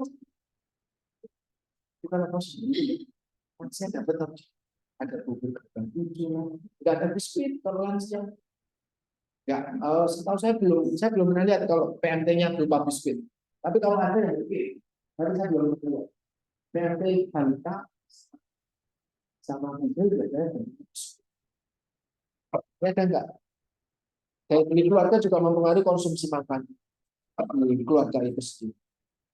Itu kalau menurut Cole and Levinson. Status gizi dipengaruhi dua faktor, makan sama kesehatan. Kalau menurut Harper, status gizi itu bisa dipengaruhi sama pendidikan, pendapatan. Oh, kalau kamu pinter, tapi kamu miskin, ya kamu bingung mau makan apa. Saya tahu harus makan ini. Dapat duit dari mana? Bayar pakai apa? Ucapan terima kasih. Bisa. Harus pakai uang. Oh, makanan bergizi kan makanan yang tidak harus mahal. Ya coba buktikan. Jatuh-jatuhnya nasi, lauknya paling banter lele atau telur, sayurnya paling banter tumisan atau sop yang banyak uang. Atau lauk paling banter ya tempe atau tahu goreng. Terus itu mau bagaimana dapat asupan gizi baik. Oh, buah mau buah apa? Pepaya. Setiap hari mau makan pepaya. Pisang. Setiap hari mau makan pisang. Pisang pun sekarang mahal, satu potong bisa sampai 1.000-2.000. Itu pun kecil. Kalau pisang yang kuning yang ada di minimarket sudah mahal lagi, yang satu slice per biji berapa? Udah nggak terbeli. Ya, jadi memang pendapatan itu meter, ya berdampak betul. Status gizi juga dipengaruhi sama pendidikan, kemudian ketersediaan pangan sama digunakannya bagaimana penggunaannya. Oh, gampang sakit, orang sakit ada infeksi, diare terus, makan sebanyak apapun ya keluar terus diarenya lewat diare. Misal sama apa namanya, ukuran rumah tangga pun, ukuran keluarga, bapaknya becak harus kalau kemarin lagi trending ngomongin generasi sandwich tadi malam atau tadi pagi di Trans lagi bicara tentang generasi milenial sekarang menjadi generasi sandwich, bayarannya sepiro, ngurusi orang tua dan mertua dan keluarga baru plus cicilan-cicilan lain sebagai anak. Mau bagaimana makna ini bisa distribusikan di keluarga dengan apa? Kalau keluarganya kecil, ada yang jadi generasi sandwich di keluarga masih mau pengen pakai neneknya yang tidak produktif dalam artian tidak menghasilkan uang lagi atau tidak punya uang cukup juga masih ada. Kalau masih ada ya semoga pembagian makanannya bisa lebih tepat. Orang-orang yang sensitif terhadap makanan dan gizi lebih diutamakan, bukan dari golongan anak yang diutamakan. Misalnya wanita, ibu hamil, lansia baru pemuda. Itu yang diutamakan. Bukan patriarkinya. Nanti teman-teman itu arah. Atau yang lebih ribet lagi, karena faktornya makin ke sini makin banyak. Ternyata yang mempengaruhi kesehatan itu nggak cuman apa yang kita makan dan bagaimana status kesehatan kita. Tapi juga mulai dari hal-hal yang menyebabkan seseorang menjadi ada gangguan di dalam pola makan. Kemiskinan, selalu. Maka kalau penelitian teman-teman kalian, senior kalian itu penelitian yang di lapangan kemarin ada beberapa anak, siapa ya? Yang penelitiannya di Puskesmas Turi, Moyudan, Minggir atau Pakem. Ada yang bantu kah? Ada yang membantu? Itu Gabriela Lulu kalau nggak salah. Ada dibantu? Ada yang bantu di sini? Ada. Nah, itu kan yang pertanyaannya banyak banget tuh. Pertanyaan itu tentang ibu hamil ya kalau nggak salah, ibu menyusui atau ibu hamil dan menyusui ya kalau nggak salah itu saya ketua pengujinya saat itu. Dampaknya banyak faktor yang mempengaruhi ibunya sekolahnya sampai mana. Itu SD, SMP, SMA praktiknya bagaimana, ngasih makan apa gitu kalau nggak salah sama Kesia kalau nggak salah ya. Nah itu nah, 3 orang tahu Widaratna Kesia. Itu ternyata penelitiannya di lapangan meneliti yang kayak gini nih. Mempengaruhi balitamu itu stunting atau enggak, praktek ASINya bagaimana, itu ternyata faktor di keluarga itu luar biasa banyak. Enggak cuma terkait dengan seberapa banyak makanan yang dikonsumsi atau dia sakit atau enggak cuma itu. Ya, faktornya banyak banget. Nah, adanya penyakit TBC gitu. Itu juga ternyata mempengaruhi gangguan metabolik, terus kemudian ada orang yang punya adat istiadat ternyata juga mempengaruhi status gizi. Saya mungkin akan lebih fokus di sini. Ini tabel, maaf, diagram yang teman-teman harus di luar kepala. Bukan karena lupa ya, nggak ada di otak lagi, bukan. Tetapi karena sudah paham ketika diajak ngomong tanpa saya nulis, langsung nangkep. Ini masih ada yang kurang, karena di atas kurang gizi ini masih ada dampak ke atas. Ini masih kurang. Apa namanya, diagramnya masih kurang. Kalau di sini status gizi, di situ tertulisnya masih kurang gizi. Kamu coba di atasnya status gizi nanti ada dampak. Ini yang masih kurang, ya. Dampak nanti ada ke kanan dan ke kiri. Dampak jangka pendek, dampak jangka panjang. Itu baru lengkap diagramnya. Jadi status gizi atau di situ tertulisnya kurang gizi dipengaruhi oleh 2 faktor. Mirip sama Cole and Levinson yang bilang asupan makanan sama adanya infeksi. Ya. Orang kurus ya karena asupan makannya dikit. Orang gemuk asupan makannya banyak, titik. Atau sudah makan banyak tapi ada infeksi, ya dia akan kurus. Misalnya orang kena TBC, orang kena HIV, orang kena COVID, misalnya. Orang yang terkena infeksi, maka dia akan cenderung status gizinya turun. Karena butuh energi banyak, tapi dia tidak langsung makan. Ada ketika makan, ada ketika sakit kalian langsung makan tinggi, makan segala wah ini sakit banyak orang menjenguk, dapat buah, dapat roti, tak makanan. Ada tidak. Orang yang kena sakit sitokinnya naik membuat makan turun. Sitokinnya naik membuat papilari tidak menjadi terpuji dengan baik. Semua rasa jadi ngerasa itu ketika sakit apapun nggak enak jadi ini. Itu bukan karena macet, bukan karena memang sitokinnya. Apakah kamu harus makan dikit mengikuti kondisi sitokin yang memang lagi tinggi? Ada sitokin tempatnya. Makanya jadi dikit, tetap diikuti dengan ya udahlah makanya dikit aja. Harusnya kayak gitu kan? Ketika sakit harusnya makanya banyak, makin banyak normal atau makin dikit? Harusnya. Gak usah pakai nalar, benar-benar ada hitungan kan, mesti ajari. Belum. Peningkatan suhu karena ada infeksi. Setiap 1 derajat Celcius suhumu naik karena kamu sakit infeksi, kebutuhan energimu naik 13%. Asupan airmu naik 10%. Artinya ketika kamu sakit batuk, pilek, demam, panas, makanlah 13% lebih banyak dari kebutuhan dasar basal metabolismemu. Minumlah 10% lebih banyak. Tapi apakah nafsu makanmu mendukung kebutuhan yang tadi harus tinggi? Oh, enggak. Itulah yang menyebabkan infeksi, menyebabkan asupan makan jadi terganggu. Inilah dampak dari panah ini loh. Ini loh, ada panah ke samping asupan makan. Maaf, ini lengkap enggak? Oh, sorry, salah ini. Saya revisi lagi. Harusnya status gizi belum ada dua. Tanda tangannya ke atas semua. Di sini ada asupan. Di sini ada infeksi. Di sini tulis. Infeksi dan asupan tanda tangannya sampai bisa. Asupan yang sedikit menyebabkan seseorang gampang kena infeksi, ya. Infeksi menyebabkan seseorang jadi makannya jadi sedikit, ya. Makannya jadi sedikit. Jadi saling mempengaruhi.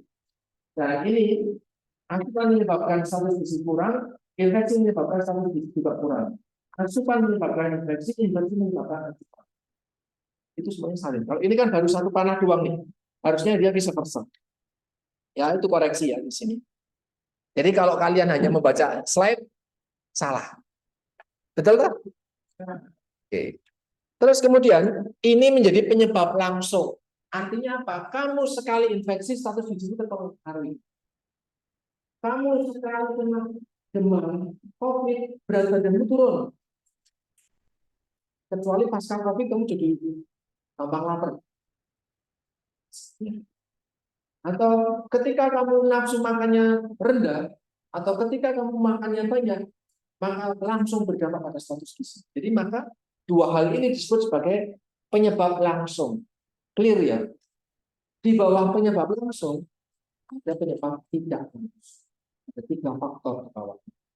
Ya, yang pertama ada ini berdasarkan siapa? Oke. Yang pertama ada pola asuh. Ya, pola asuh. Ini harusnya vaskes. Pola asuh. Oh, balita sakit, orang tua yang cerdas ya harus diobati langsung. Karena ada lagunya. Bila aku nyari selalu waspada, itu jangan kayak gitu. Istrinya Pak Soeharto, semua hal dijadikan lagu. Karena promosi kesehatan lewat lagu. Oh, kalau diare, dikasih oralin. Oh, kalau klinik, itu langsung waspada. Dikasih oralin. Langsung dia. Itu cara promosi kesehatan lewat lagu. Jangan dulu. Ya. Nah, pertama adalah pola asuh. Pola asuh. Yang kedua adalah vaskes, fasilitas kesehatan. Oh, sakit, ada fasilitasnya apa? Yang ketiga adalah higien sanitasi dan ketersediaan air bersih. Itu penyebab tidak langsung. Semua akan mempengaruhi atas-atasnya ini ya, dua ini.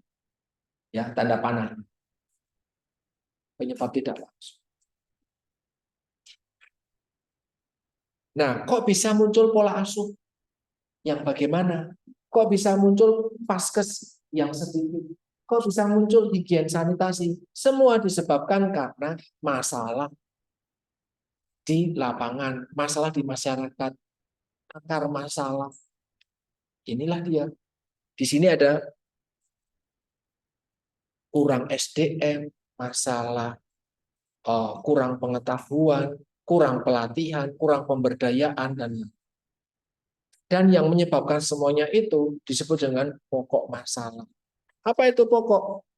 Akar masalah, oh maaf saya kebalik. Pokok masalah tadi, akar masalah yang paling rootnya, paling bawah. Apa yang menyebabkan? Ya, krisis ekonomi, sosial, juga. Itu yang menyebabkan kalian 2001. 2000. Akhir tahun 2000, akhirnya 2000. Ada siapa? 2000. 99. Dan 2000 saya pas.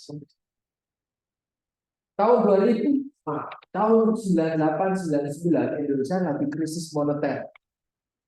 Pembakaran, pembunuhan, penjarahan, etnis tertentu dibantai, ekonomi hancur, presidennya berganti, sistem pemerintahnya berganti saat itu, Orde Baru menjadi kompak dan yang lain. Prinsipnya luar biasa. Orang miskin nggak bisa dapat makanan cukup.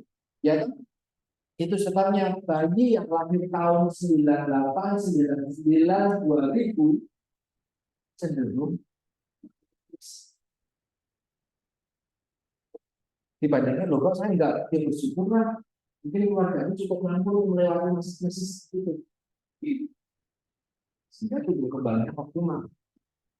Tapi buat yang nggak survive, nampak ada mahasiswa yang badannya pendek-pendek karena kurang isi, bukan genetik, karena kurang isi. Sehingga lahir 98, 99, 2000, 2001, 4 tahun atau 5 tahun pendek. Cenderung, ini tidak pasti, cenderung pendek karena ada krisis saat ini. Krisis yang berulang kemarin 2020, 21, 22 yang COVID, yang punya pekerjaan cukup jadi nganggur, daya beli tidak tercapai, nggak punya makanan cukup, penyakit. Kalau ini ketika krisis moneter 99 belum ada penyakit yang seperti COVID ini. Ya, penyakitnya masih penyakit biasa, TBC, malaria. Tapi ini penyakit menyerang semua masyarakat, hampir semua masyarakat. Jadi lebih kompleks di 2020, 21, 22. Ada penyakit infeksi, kena, ada asupan jadi rendah, vaskes tutup semua. Ya toh, mau melahirkan juga bingung, pemeriksaan sebelum melahirkan juga bermasalah, mungkin nggak mau ibu-ibu ke puskesmas. Terus kemudian higien sanitasi, mungkin juga makan karena minum seadanya, makan apa yang bisa dimakan dan yang lain, menyebabkan status gizi di masyarakat Indonesia. Dampaknya gimana? Kita belum tahu. Kan masih dalam tahap menunggu. Teman-teman yang sekarang posturnya pendek butuh 20 tahun buat kelihatan pendek. Dan apakah cerdas? Kalau permasalahannya dulu adalah kurang gizi karena masalah ekonomi dan yang lain, ya tentu tidak akan melahirkan generasi cerdas. Kan 20 tahun lagi lah akan kita lihat dampaknya. Masyarakat Indonesia cerdas-cerdas atau enggak nih? Karena era ini kemarin kita terpapar. Puji Tuhan sekarang sudah membaik, tapi belum sepenuhnya. Ya, jadi kalau saya lihat gizi 2017 ada tinggi dibandingkan adik kelasnya dibandingkan kalian. Mereka tanyakan kenapa? Apakah keluarga termasuk keluarga yang tidak mampu, yang dari simbah memang miskin, maaf, orang tua miskin sampai sekarang juga masih miskin, ya bisa jadi karena faktor itu saja. Karena teorinya sudah ada, krisis itu menyebabkan krisis. Tapi kalau kalian merasa enggak, yo syukurlah, kan enggak semuanya. Tapi secara nasional banyak masalah di sini. Ini yang teman-teman tadi perlu dipahami ya tadi, yang punyanya Yunus. Teman-teman kalau bisa mendapatkan yang versi lengkap, ada dampak jangka pendek dan dampak jangka panjang, better. Dampak jangka pendek ketika status gizi ya sakit-sakitan, gampang sakit, terus kemudian produktivitas jadi rendah, itu dampak jangka pendek. Ya, seseorang ketika status gizinya kurang, sakit-sakitan, kurus, kan jadi tidak produktif dan mudah. Jangka panjangnya, dampak jangka panjangnya ini itu di pertemuan itu kita akan diskusi soal dampak jangka panjang dari masalah gizi. Orang-orang menjadi obesitas. Justru stunting menyebabkan obesitas meningkat. Orang-orang jadi gampang terkena penyakit degeneratif. Penyakit degeneratif butuh waktu panjang. untuk muncul. Gampang terkena stroke jantung dan kematian. Itu menjadi dampak jangka panjang. Dampak jangka pendek juga kematian juga. Ya, jadi orang yang status gizinya rendah cenderung mudah meninggal karena penyakit tersebut. Dan orang yang status gizinya kurang tapi diberi kesempatan untuk hidup, dia angka harapan hidupnya lebih pendek karena mudah sakit-sakitan di masa depan. Jadi itu dampak jangka panjang dan dampak jangka pendeknya. Dan terkait dengan sosial budaya, jadi teman-teman tadi kebiasaan makan kita tergantung dari faktor fisik ya, adanya makanan, pilihan makanan. Oh, bentar lagi istirahat. Kalian yang mau nanti makan, pilihannya kan cuma di situ apa di situ.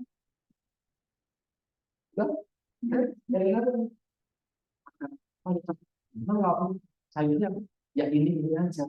Makan terserah kamu kan. Tapi kalau mau makan nasi goreng, makan kan sendiri mati. Ini nasi goreng gimana? Akhirnya dia jadi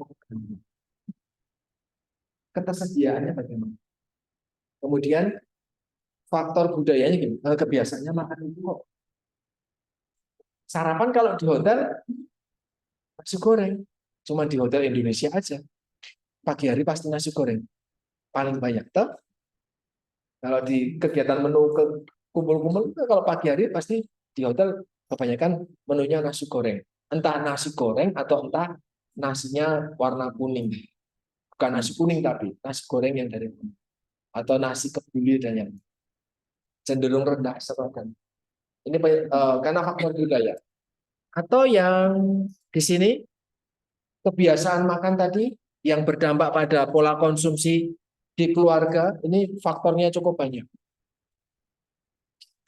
Ini yang menyebabkan kelompok rawan baik ibu hamil, balita, bayi, ibu menyusui, lansia disebut rawan gizi karena ketika ada masalah di mereka, dampaknya langsung terlihat. Ketika bayi nggak diberi makan dengan cukup, bobotnya langsung turun. Ketika lansia nggak diberi makan dengan cukup, maka dia mudah sakit. Ketika ibu hamil tidak diberi makan sesuai dengan kebutuhan, kehamilannya. Ketika ibu menyusui, tidak diberikan asupan gizi yang cukup, produksi ASI dan jadi tidak berbalas. Dewasa tidak menjadi faktor, tidak menjadi kelompok rentan gizi. Karena kamu masih puasa nggak masalah. Kamu nggak makan, nggak minum nggak masalah, kecuali pendeta yang mengikuti puasa. Tahu beritanya? Apa dampaknya, Mbak?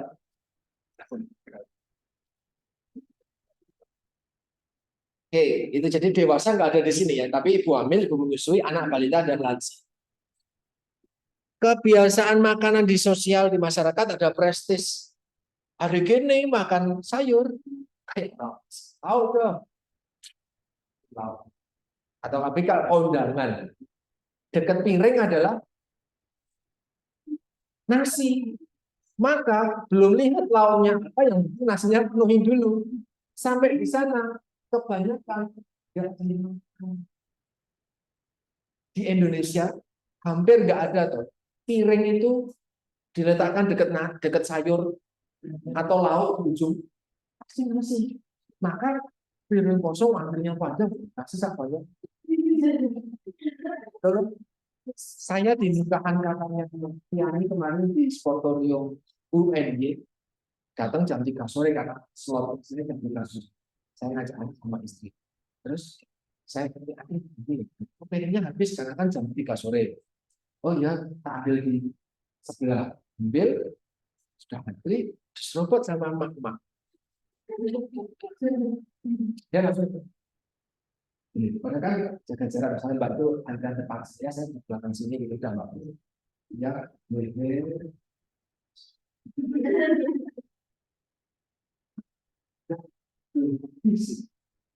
Bu, tidak usah khawatir habis, tidak usah khawatir sebenarnya kita nggak punya mas. Jadi, mas, sore kita masih ambil masih nasi yang pakai kolong sama botol. Bukan nasi putih ya. nasi polong wortel dan mungkin pakai margarin kementerian gitu. Wah, lauknya habis. Lauknya habis. Ini lauk itu kemarin daging sapi sama cabai teropong itu ditumis. Putra jungle. Ya. Kan mau habis mau ambil disukai sama lombok itu. Putranya jungle jagung muda. Ya. Jadi yang wajar ya ngambilnya langsung dagingnya doang yang diambil. Situ juga bapaknya tahu khawatir itu terlihat betul seseorang ketika khawatir tapi itu peduli amat belakang nggak makan terus ternyata di stok lagi. Gua langsung ambil lagi. Kalau di resepsi ya itu langsung pilihan. Bukan berarti ambil semua. Kamu cocok daging sapi, ambil daging. Kamu cocoknya daging ayam, ya nggak usah sapi, ayam minggu depan. Kamu cocoknya seafood, nggak usah goreng itu yang di depannya. Itu kan pilihan harusnya. Nasi, ya wes lah. Habis itu lauknya apa?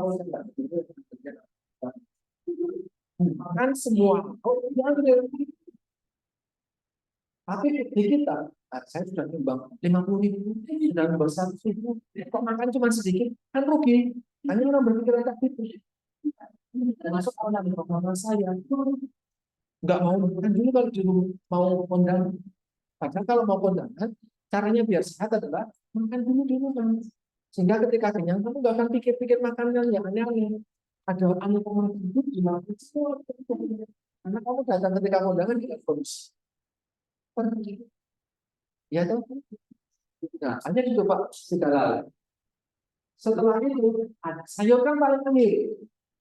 Itu isinya brokoli, cacing. Sudah nggak muat toh?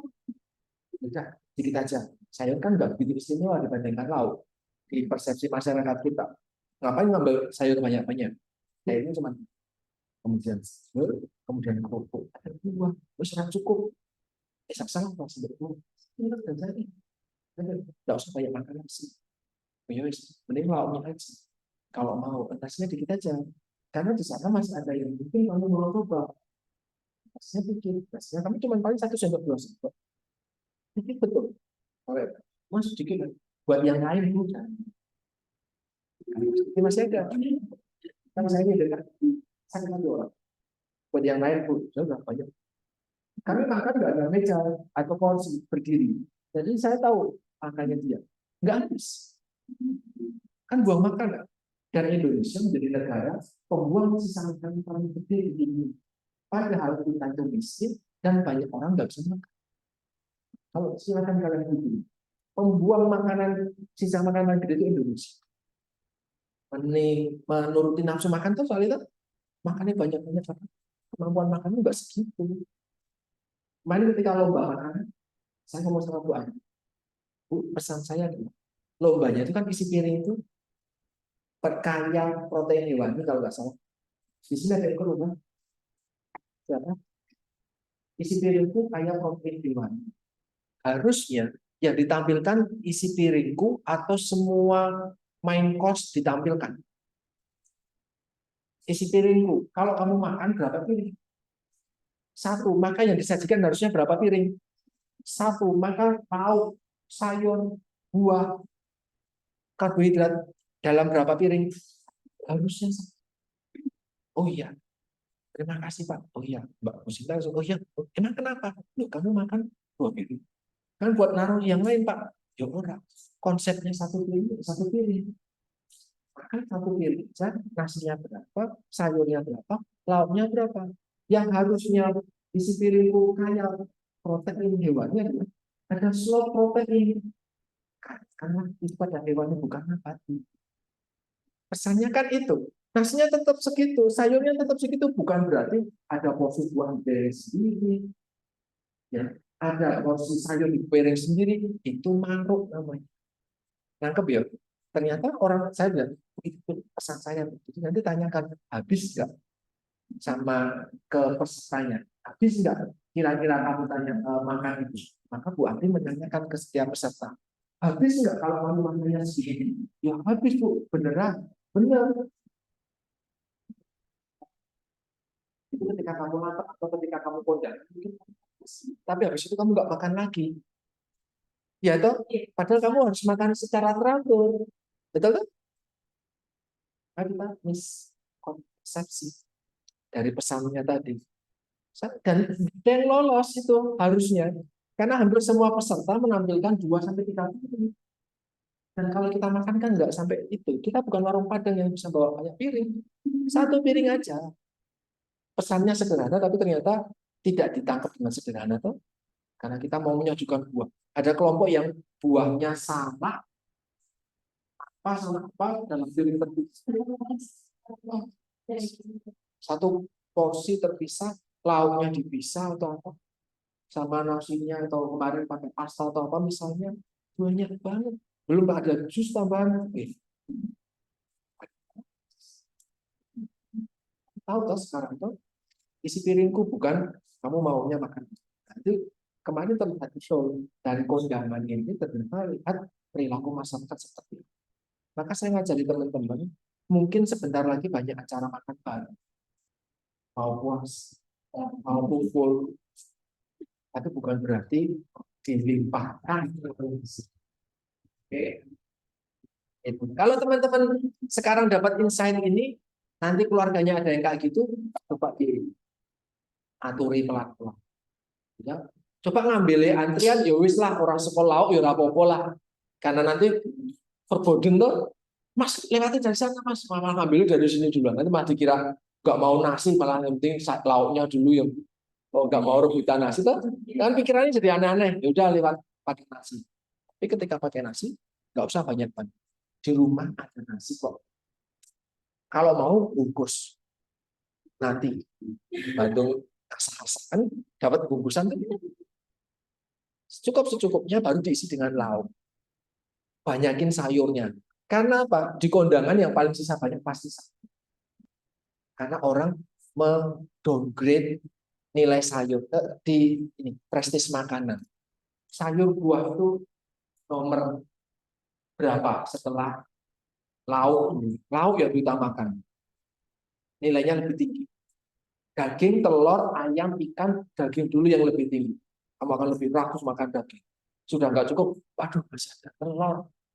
Di rumah masih ada telur. Aduh masih ada ayam. Aduh udang. Kapan lagi makan udang? Sudah tumpuk di atas nasi. Jadi kalau lihat kayak porsi petani. Petani itu kan kalau ke lapangan ke apa namanya sawah itu kan bawanya pakai mungkin dimakan sendiri atau berdua. Ya kan? Porsinya banyak banget karena energinya juga banyak. Tapi kan kita bukan petani yang mengeluarkan banyak energi. So, itulah budaya pada gengsi. Makan sayur atau makan buah itu membuat perilaku makan kita seperti itu. Nah, ini semua ketika kita bisa ngomong terkait dengan budaya, tahu dan memberikan informasi terkait budaya, nggak semua edukasi kita bisa sampaikan. Lihat dulu akar masalahnya apa, penyebabnya apa, baru kita ngomong hal terkait dengan itu. Nanti ini relate sama tugas kalian ketika ke lapangan, analisis dulu masalah di lapangan itu, tapi kuncinya adalah semua intervensi dalam bentuk edukasi, bukan ngasih makanan. Ya, ngasih makanan bukan materi kuliah kita ngasihnya edukasi. Maka gali permasalahan yang terkait dengan kurangnya pendidikan. Dan masalah edukasi apa yang mau diberikan informasi. Gitu ya, harapannya nanti masalah budaya makan khususnya, perilaku makan khususnya, pengetahuan tentang makan khususnya itu bisa ditangani lewat cara kalian ke lapangan besok. Tentu ada hambatan, ya itulah yang disampaikan di dalam presentasi. Dan kita akan belajar dari situ dari setiap setting berbeda-beda. Oke, ini perbaikan gizi keluarga, ya ada 40 anak di sini tuh, 40 anak yang masih memiliki orang tua, memiliki keluarga di rumah, perilaku mungkin belum betul, mungkin, atau ada di asrama, mungkin di asrama juga isinya lauk nabati terus sama Bu Iin. Yo, bayarnya berapa kamu? Kan juga ada kaitannya sama itu pada akhirnya. Tapi kalau memang bisa beli, bisa mengadakan makan sendiri, pilihlah ada perbaikan gizi keluarga dan pemberdayaan. Ya, pengaruh utamaan gender sekarang penting dan banyak mengonsumsi makanan sehat dari proses yang ditanam perbanyakkan area pertanian dengan makanan yang sehat dan pemberian makanan PMT pada orang-orang rentan seperti ini. Dan yang terakhir ini yang akan kita lakukan, teman-teman sekalian, memberikan edukasi tadi. Karena belum semuanya prakteknya betul. Itu yang bisa saya berikan ke teman-teman sekalian. Any question? Sebelum istirahat dan kita lanjut ke materi selanjutnya di mata kuliah lain. Ada yang mau tanya? Ada yang sudah dibagi kelompoknya? Teman yang koordinatornya? Sudah dibagi kelompok? Oh ya, nanti silakan brainstorming di dalam kelompok mau kemana, terus bareng-bareng mengatasi masalah di wilayah tersebut. Ya, jadi silakan kunjungan dan yang lain.